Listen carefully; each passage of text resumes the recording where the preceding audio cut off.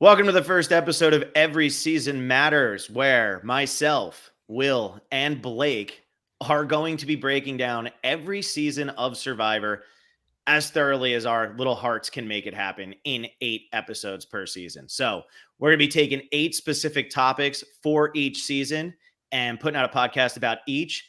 Blake, for those of you who don't know him, is going to be doing the casting perspective on the Patreon as well. That'll be for $10 patrons.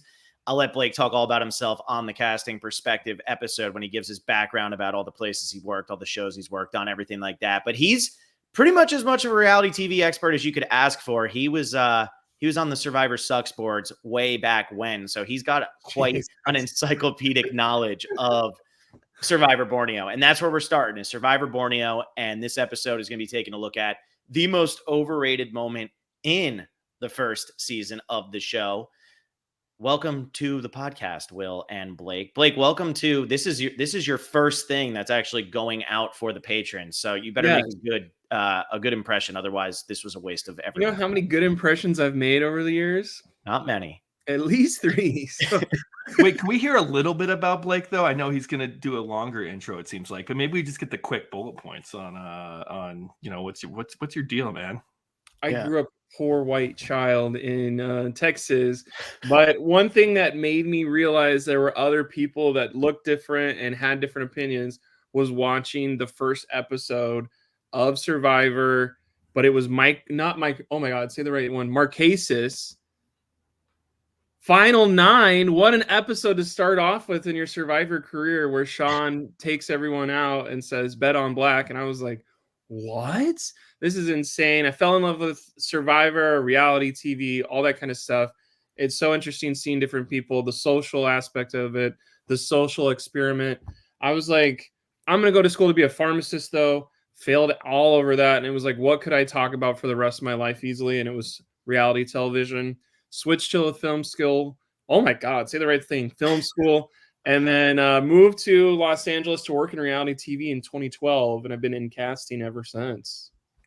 Wow, what a story. Hollywood story right there. Yeah. So I find the weirdos that you watch on all these shows. It was all because of Sean Rector. If it wasn't for Sean Rector, Blake would not. Honestly, bring his ass back right now. What are you waiting for?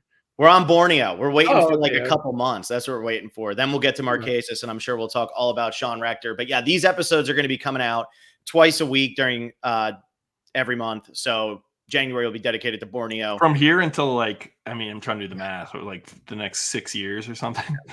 we get to season 45. It's going to be a lot. And if we really like them, we'll do them 5 seasons in 1 month. Don't worry. We'll No, this is not going to happen that way. This is going to be 2 episodes every week.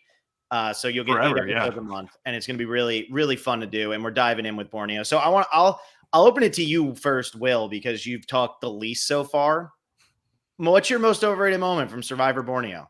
Most overrated moment from Survivor Borneo. This is actually really hard because it's more, season 1's like more of a documentary almost. So just like put them out, let's just follow them. And we're not like producing up to these big moments. And we don't even like even the music cues and the tribal builds, like there really isn't that much going on. It is a documentary. I'm going to go with overrated is the coconut phone.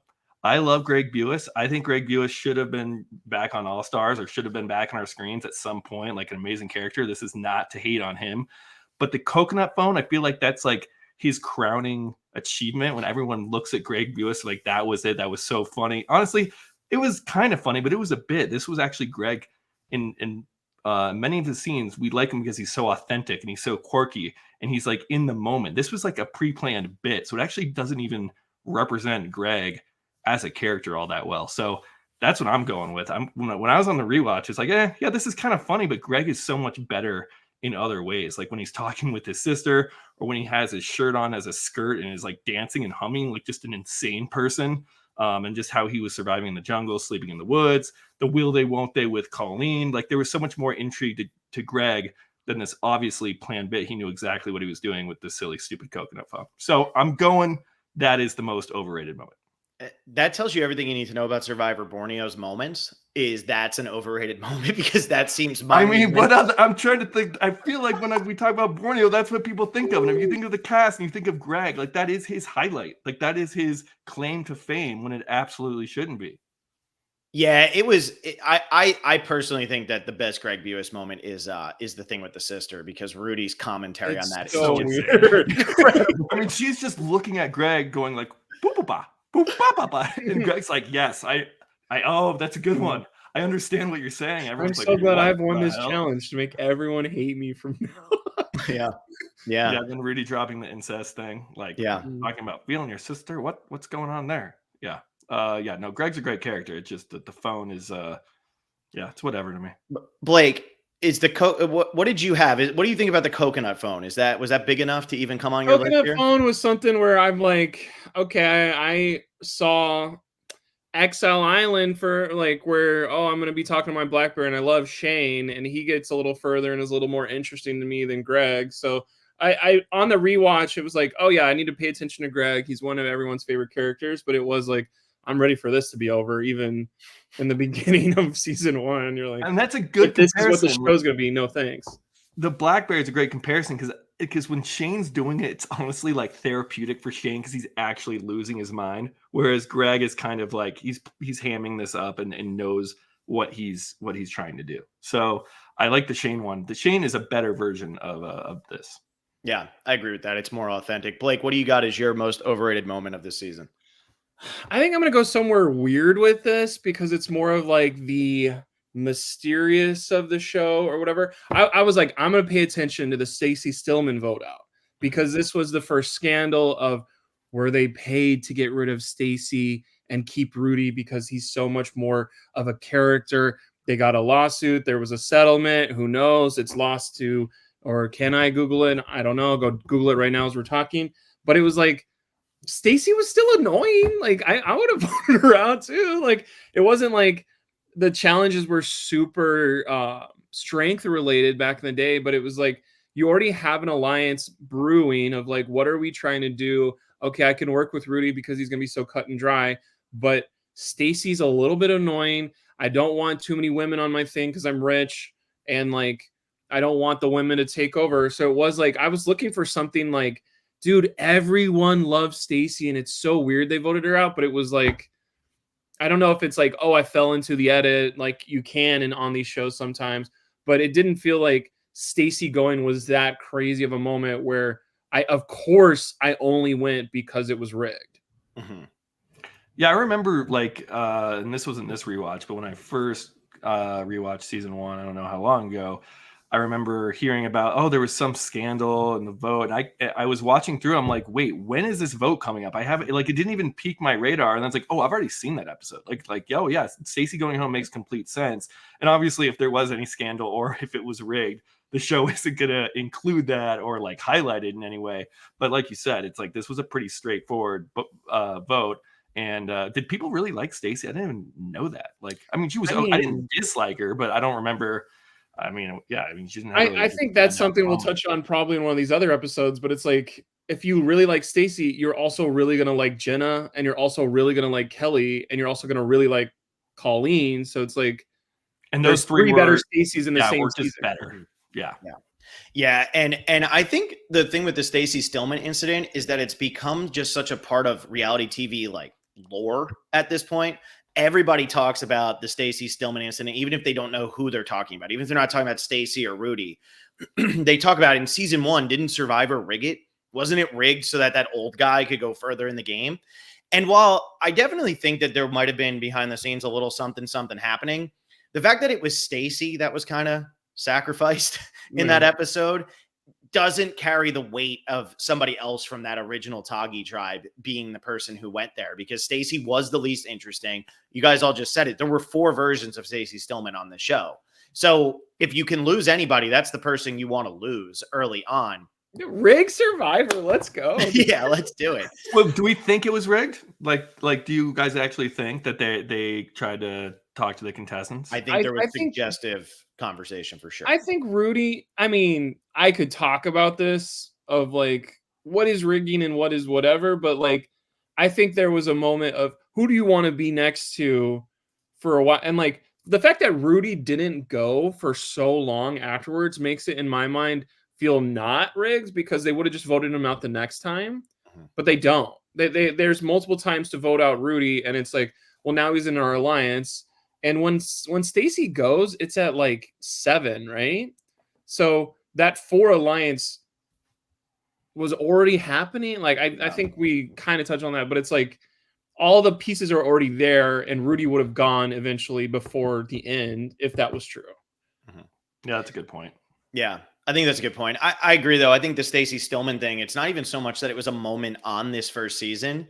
It's just become so massive in the community that you're calling it overrated, even though on the show they don't really make much out of it. It just has become a thing that is hung over the head of the show for 23 years. So it's one of those things where if I tell you this is my favorite movie of the fall and you watch it and you don't like it at all, you're gonna be like, why? I'm never gonna listen to you for movie recs again. That was a moment of, well, if you're telling me you got to watch the Stacey episode, I'm like, what?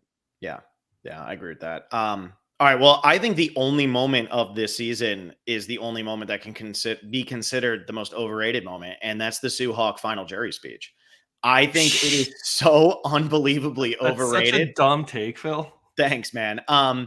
I sat here and I listened to your terrible take. Wait. The way you just prefaced that, you said the only moment of the whole season. So if it's the only moment, how can it be overrated? It's the only big It's thing just that rated happened. at that point. It's the You're losing the room, Phil. If it's the only thing that happened, then how can it be overrated? That's like picking this is like the one thing. Yeah, but the thing is, when you get into later seasons, the coconut situation in Marquesas is not overrated. It's the biggest moment by far on that season, but it's not overrated. It's a phenomenal moment. It deserves that praise. The thing with the speech is, even when I watched this the first time and I didn't know that it was a monster thing in Survivor history, because I didn't watch Borneo until after like season 13 or 14. So it was around then that I finally got to Borneo. I wasn't on the message boards. I wasn't listening to things. I had no idea that the Sue Hawk thing was a big deal. I sat there and I watched that and I said, man, this lady's an idiot. I cannot stand her at all. What is she even talking about? And it's so melodramatic and it's so over the top. And honestly, it's kind of out of character for Sue. I think that's what irks me the most about it. You want to talk about authentic. Sue is so authentic the entire show. She's the truck driver hick who, is just going to make her way through the game, and she has teams up hatred deep inside of her. Yeah, and she's teaming up though with Rich, and she's talking about, this isn't going to work in the bush, and she seems so authentic. And then this last speech, yeah, it's cool for season 1 if you don't know what this show is and you say, wow, like what a big thing that people are going to be talking about at the water cooler. But when I watched it, it was later. And by the time I got to it, I didn't realize it was a big moment. And it didn't feel like a big moment to me. It felt like an overproduced moment.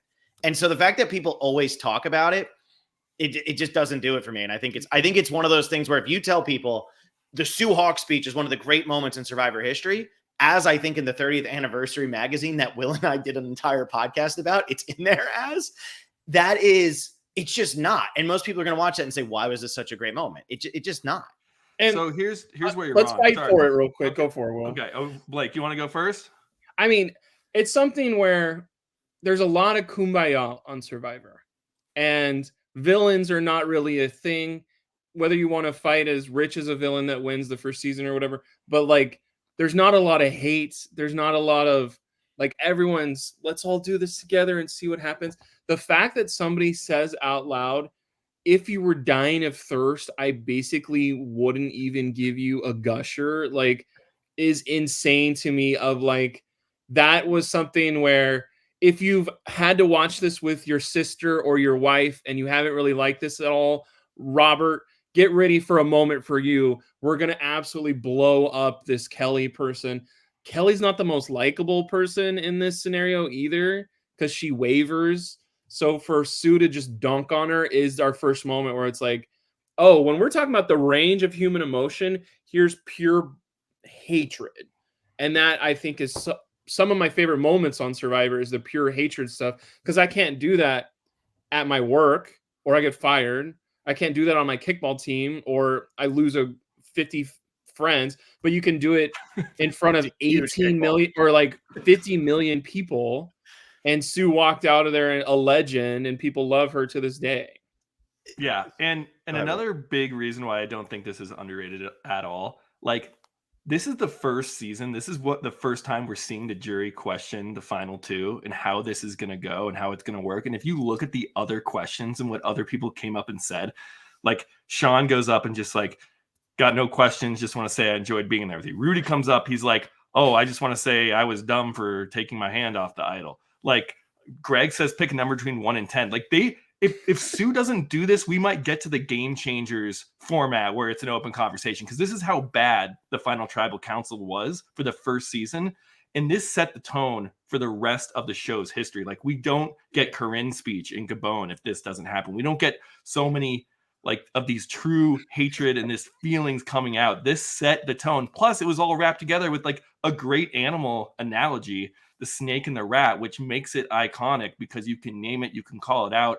You are just so wrong on this one, Phil. This sucks. This sucks. Yeah, Your very first episode of this Patreon podcast. You just are completely whiffing on this one. Like, and as you said earlier, there aren't any other moments in the season. So, like, how can you not like this? Well, so, here's I'm my a huge problem. fan of this moment. Here's my problem. If we were doing favorite moments, the 99 bottles of beer on the wall, and then that leading to Richard Hatch sitting on the side there talking about how Colleen doesn't even realize she's not getting voted off tonight because this, that, whatever. That would be probably my favorite move of the entire season. And the coconut phone, I like Greg Buis. I like everything Greg Buis does. So I was never going to pick that. So well, I just meant it's overrated in terms of when we look at Greg. That's like that's his claim to fame. Yeah. And it absolutely shouldn't be. So that's why it's an overrated thing. I want to say with this one, other moments. this was why. So here's a big reason why though.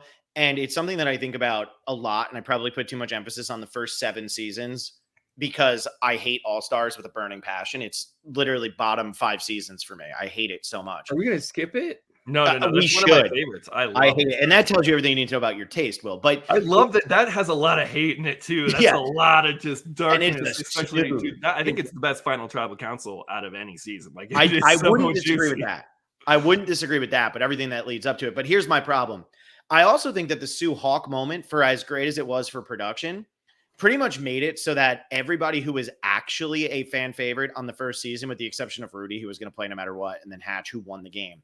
But Greg Buis and Colleen, after that point, were never going to come back to play Survivor. And I actually think there's a chance that we get one of those two onto All-Stars instead of Jenna Lewis or whatever. I don't know what guy would have been replaced, but it also puts Sue on All-Stars. And it leads to one of the worst things ever. And I don't think Sue is that great of a character. I think she's a super overrated character. So yeah, there's all my hot. Wait, what? You just said how she was this authentic redneck. She was authentic redneck. Overrated. What are you going? Well, you can be an authentic redneck. Wait. That's not fair. You can be an authentic version of yourself and still be a terrible character. Right. I think she's a great character because she's so herself, and she's just like she's out on this there casting podcast, and bro. she's finally putting on. But this is like the jury. The whole point of Final Tribal Council is to like rehearse what you're going to say. You are put on a stage. It is a performance. So I'm okay with her losing a little bit of her authentic self because she's she had to write this speech obviously, and that's fine. When you write a speech, you plan it ahead. There's one story producer that talked to Sue at breakfast and was like, you could say something mean if you want to. And that's all it took. And Sue was like, bet. Yeah. And I think that is that is not manipulating your contestants. That is the minutia behind the show that gets better moments or gets better TV and has to happen of everybody's being kumbaya, but I'm kind of angry still. I mean, I got voted out 2 days ago. Well, if you're still angry, Sue, that's fine. That's an emotion you can show. Mm-hmm. I think that's fair. I mean, and we saw that in season 45 when Dee is talking to the producer, and the producer actually has the line of, you seem a bit smitten, when she's talking about Austin. So they're starting to be more willing to show that behind the scenes stuff. So yeah, again, I don't think that it's necessarily like interfering or anything. I just think it's an overrated moment. I mean, I think in that 30th anniversary book, I think it was rated the 7th best moment in the history of the show through 29 seasons, which is absolutely absurd in my opinion. It's just absolutely The absurd. 30th anniversary book doesn't come out for another 7 years. So I don't know how you No, got it. 30 seasons. 30 seasons. They did the 30 season anniversary. Oh my god. This is okay. The So this 15-year anniversary, Phil. yeah, this podcast has been a gigantic failure. You guys are just trolls. I need I mean, you're the ultimate troll. So, I mean, if you're gonna throw up an alley-oop, Blake and I are gonna dunk it together. Yeah, we're gonna have a Mexican standoff pretty soon. Okay, so those are the moments. I'm curious to hear what other people will say are the overrated moments of season 1, because I'd like to hear just again, we all kind of had different versions of what was a moment on this season. Will's talking about a coconut phone that's in less than a minute of the show. Blake is talking about the Stacey Stillman incident. Sue's speech is what, like 90 seconds? Yeah, but no. But this is what I'm saying. But they're all sorry, I had to. Moments are literally a second in time. No, yeah, a moment if you really want to define. But here's the thing. I'm talking about these things where they're a moment and they're not like an overarching moment. Like, because there'll be some moments that then lead to bigger things that happen down the line. But you all won't let me finish my sentence.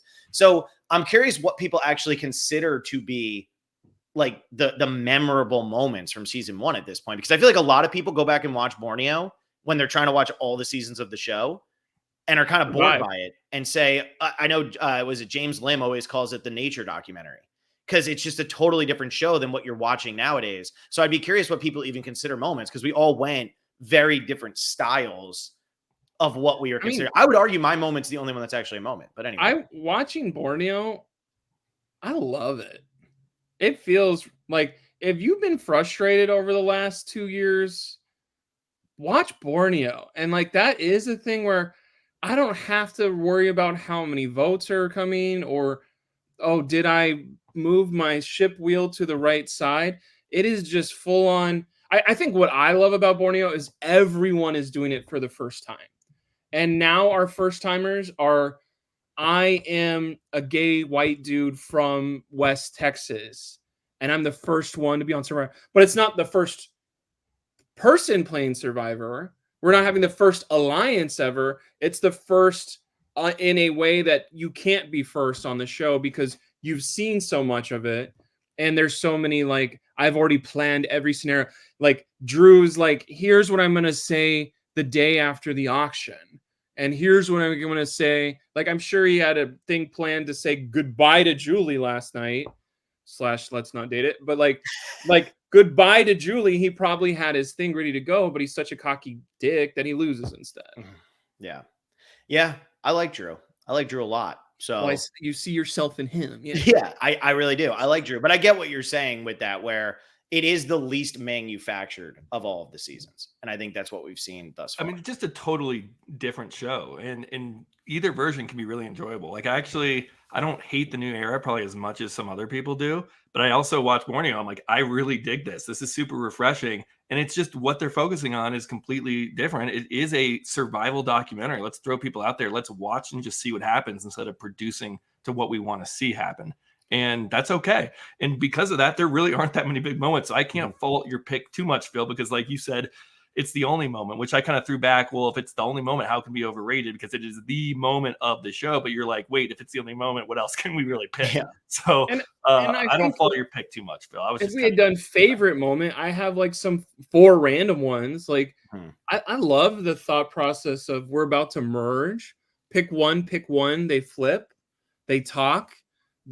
I'll get wine and dined, get crappy wine and dined on this side. Then they go to a sandspit. I was like, sandspit, I've never heard this. And that was last night. And it's like, sandspit was in the first season. And it's like, design your flag, eat lobster together, say which beach you're going on, which things you're going to grab. And that summit is something that, like, do that once out of nowhere on season 46.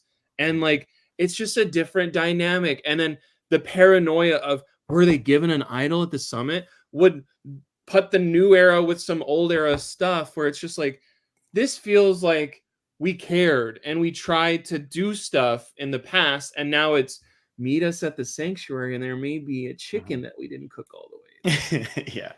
But all right, everybody, let us know what your most overrated moment of Survivor Borneo was. We'll be putting out the next episode we're going to be doing is the archetypes. So we'll be talking about the casting of season won and what went into that. So make sure to check that one out. Thank you all so much for being patrons. This is the Patreon preview episode. So if you enjoyed what you saw, head over to patreon.com/the specialists and check this out and become patrons. And Become we will see everybody. patron. Yeah. Yeah, become a patron. And this is for the $20 tier, airs twice a week. So thank you all so much for listening. And if you pronounce it in Spanish, patron, it means you're the boss. There.